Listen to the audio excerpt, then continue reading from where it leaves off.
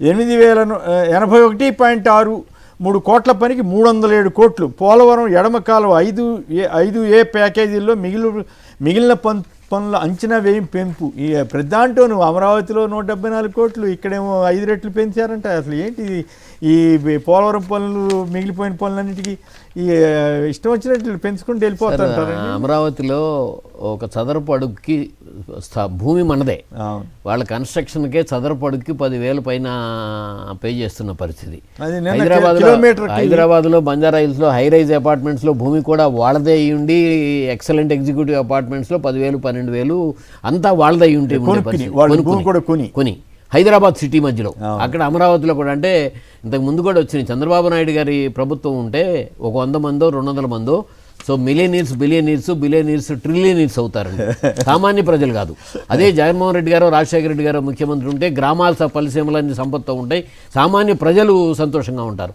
ఇక్కడ కూడా వాళ్ళ రిలేషన్ మీరు చూసారో లేదు, 174 కోట్లు పడుతుందంట 5 కిలోమీటర్ల రోడ్డుకి అమరావతి. అవునండి, అంటే బంగారంతో. దాని మీద క్లారిఫికేషన్ కూడా వచ్చినట్లేదు, రాదు, వాళ్ళకి తెలుసు కాబట్టి దాని మీద క్లారిఫికేషన్లు ఏమి ఇవ్వరండి. తప్పు అయితే చెప్పాలి కదా. సరే, వాస్తవంగా నిద్రపోయే వాళ్ళని లేపొచ్చు, నిద్ర నటించే వాళ్ళని లేపలేవు. వాళ్ళకి తెలిసే జరుగుతుంది కాబట్టి దాని మీద క్లారిఫికేషన్ ఇవ్వరు. అక్కడ ఇచ్చే వ్యక్తులు కూడా వాళ్ళకి అన్ని తీసుకోండి, అన్నింటిలోనూ వాళ్ళకి సంబంధించిన వ్యక్తులు. ఇక్కడ కూడా రామోజీరావు గారి అబ్బాయి ఈయంకుడు అనేది చాలా క్లియర్గా వస్తుంది. ఇప్పుడు పోలవరం వచ్చిందండి, మనం వార్తలో చూశాను. 381 కోట్లు ఎక్కడ, 300 ఎన్ని రెట్లు ఇదవుతుంది పని. 20% పెరిగింది, లేదా మార్కెట్ అంచనాలు బట్టి అంటే ఇన్ఫ్లేషన్ ప్రకారం ఉంటుంది అర్థం. అంటే ఇక దానికి పరిమితం లేని రకంగా 4 రెట్లు పెరిగింది. ప్లస్ ప్రజాధనాన్ని ఈ రకంగా వెళ్తారు. ప్రజలకు ఉపయోగపడే మెడికల్ కాలేజీల దగ్గరేమో ఒక 5,000 కోట్లు పెడితే మొత్తం కాలేజీలన్నీ అయిపోయే పరిస్థితిలో, ఆఫ్టర్ ఆల్ చిన్న స్టేట్ ఛత్తీస్గఢ్లో వాళ్ళు 4 కాలేజీలు ప్రభుత్వం తరఫున కడతా ఉంటే మనమేమో పీపీపీ వాళ్ళే రాసుకున్నారు. అప్పు తెచ్చి బకాయిలు చెల్లింపు, నెట్వర్క్ ఆసుపత్రులకు ఒకేసారి చెల్లించేందుకు 3,000 కోట్ల రుణానికి ప్రభుత్వం నిర్ణయం తీసుకుందని ఎల్లో మీడియా. ఇది ఒక యాంగిల్. రెండో యాంగిల్ ఏంటంటే, వాళ్ళు గవర్నమెంట్ ఆసుపత్రుల్లో ఓపీ పెరిగింది. అంటే మరి మొన్నటిదాకా అసలు గవర్నమెంట్ ఆసుపత్రులు పనిచేయవు, కాలేజీలు పనికిరావు అని చెప్పిన వాళ్ళు ఈ ఆసుపత్రుల బిల్లులు ఎగ్గొట్టడం కోసం ఇప్పుడు గవర్నమెంట్ ఆసుపత్రులు మరి అక్కడ ఆరోగ్యశ్రీ అమలు చేయనప్పుడు మరి అక్కడ పోవాలి కదా వీళ్ళు. సార్, హెల్త్ గ్రౌండ్స్లో వాళ్ళు సామాన్యులే కదండి, మనం కూడా ఫేస్ చేస్తున్నాం. కార్పొరేట్ ఇదికి వచ్చిన తర్వాత అసలు ఎంతెంత అవుతుందో తెలియని పరిస్థితిలో, హాస్పిటల్కి వెళ్ళాలంటే భయపడే పరిస్థితిలో, అకౌంట్లో 10 లక్షల రూపాయలు ఉంచుకోకపోతే జ్వరం వచ్చి హాస్పిటల్కి వెళ్తేనే 4 లక్షలు అయ్యే పరిస్థితులు వస్తున్నాయి కార్పొరేట్ సిస్టంలో. ఇటువంటి పరిస్థితుల్లో గవర్నమెంట్ సిస్టంలో కానీ హెల్త్ సిస్టమ్ లేకపోతే ఎంత ప్రమాదం జరుగుతుందో అనేది అందరికీ తెలిసింది. అక్కడ మెడికల్ కాలేజీ అంటే ఓపీ హాస్పిటల్ చాలా ఇంపార్టెంట్ అండి. ఇప్పుడు దాంట్లో వాళ్ళ వార్తలోనే ఉంది, గవర్నమెంట్ హాస్పిటల్లో ఓపీ పెరిగింది. సో గవర్నమెంట్ హాస్పిటల్లో సేవలు కానీ కరెక్ట్గా ఉంటే గవర్నమెంట్ హాస్పిటల్కే వెళ్తారండి. సేవలు సరిగ్గా దాన్ని నిర్వీర్యం కావాలని మనమే నిర్వీర్యం చేసి కార్పొరేట్ సెక్టార్కి వెళ్ళే ప్రయత్నం పాలకులు చేస్తే ఇవన్నీ కూడా నెగిటివ్ ఇంపాక్ట్. ప్రభుత్వ ఆసుపత్రులు బాగా పనిచేయగలవనే కదా. ఇప్పటికీ గుంటూరు గవర్నమెంట్ మెడికల్ కాలేజీ హాస్పిటల్లో ఆంధ్రప్రదేశ్లో గుంటూరు హాస్పిటల్కే వెళ్ళేవారు. ఆ తర్వాత మనం ఎక్కడికి వెళ్ళేవాళ్ళం, మనం మళ్ళీ తమిళనాడుకు వెళ్ళేవాళ్ళం అండి, ఇక్కడ దాటితే. సో ఆ పరిస్థితులు ఇప్పటికీ కూడా గుంటూరు మెడికల్ కాలేజీలో టాప్ సీట్లు ఫస్ట్ ఫిలప్ అయ్యేది గుంటూరు మెడికల్ కాలేజీనే. సో మరి నడవట్లేదు ఎట్లా మాట్లాడారు? రామ్నాథ్ గారు మీరే ఉంటారు, ఇది ఈ వార్త మీరు ఫాలో అయి ఉంటారు కదా. అప్పు తెచ్చి బకాయిలు చెల్లిస్తారంట. వాళ్ళు ఎప్పుడు తెస్తారో, ఎప్పుడు బకాయిలు చెల్లిస్తారు. మీన్వైల్ ప్రభుత్వ ఆసుపత్రిలో ఓపీ బాగా పెరిగిపోయిందంట.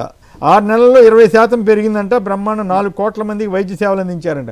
అసలు ప్రభుత్వ కాలేజీలు పనిచేయవు, వాళ్ళ కాదు, మేము కార్పొరేట్ స్థాయిలో ఇవ్వాలి అనుకుంటున్నాం, అందుకే ప్రభుత్వ మెడికల్ కాలేజీలన్నీ ప్రైవేట్ పరం చేస్తున్నామని చెప్పి వాదించారు కదా.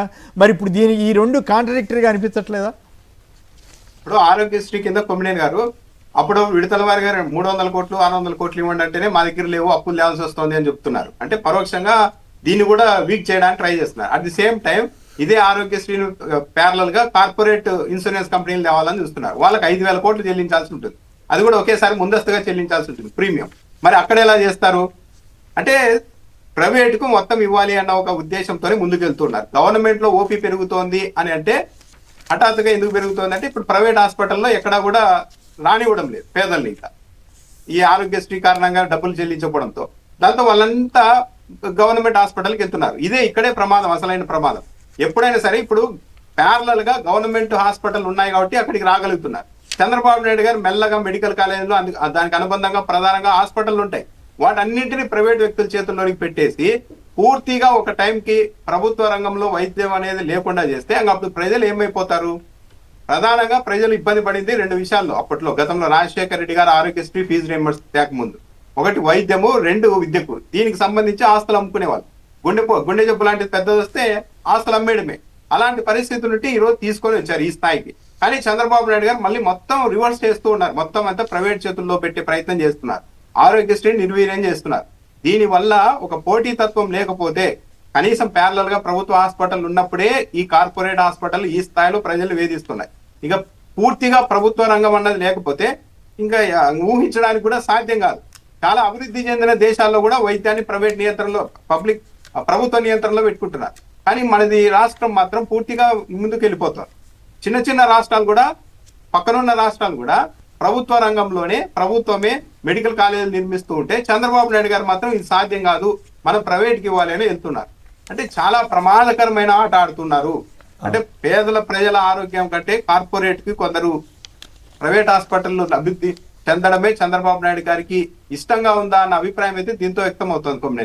అదే టైంలో ఓపీ పెరిగింది ప్రభుత్వ ఆసుపత్రుల్లో మళ్ళీ వాళ్ళే రాస్తున్నారు, ఎల్లో మీడియానే రాస్తున్నారు. అంటే ప్రభుత్వ ఆసుపత్రులు మొన్నటిదాకా ఏం వాదించారు, ప్రభుత్వ ఆసుపత్రుల్లో సర్వీస్ ఎక్కడ సరిగ్గా జరుగుతుంది, ఎవరు పని చేస్తున్నారు అన్న వాళ్ళు ఇప్పుడు మరి ఎట్లా పెరిగింది అనే దానికి ఆ ఆర్గ్యుమెంట్ రెండు కాంట్రడిక్టరీగా అనిపించట్లేదా? అప్పుడు కూడా ఒక లైన్ మీద ఏం లేదు కొమ్మినేని గారు. ఇప్పుడు మెడికల్ కాలేజీని ప్రైవేట్ ఇవ్వాలి, మనం అనుకున్న పని చేయాలన్నప్పుడు ఒక వాదన వినిపిస్తారు. లేదు చంద్రబాబు నాయుడు గారి హయాంలో ప్రభుత్వ హాస్పిటల్ కూడా బాగున్నాయని ఒక ఇంప్రెషన్ కలిగించాలన్నప్పుడు ఇలా రాస్తారు. అంతే, వాళ్ళే ఒక స్టాండ్ మీద ఉంటే కౌంటర్ చేయడానికి సాధ్యమవుతుంది. కానీ వాళ్ళు ఏ సమయానికి ఎలా అనుకూలంగా ఉంటుందో అలా వెళ్ళిపోతున్నారు ముందుకి. అంతేనా? రైట్.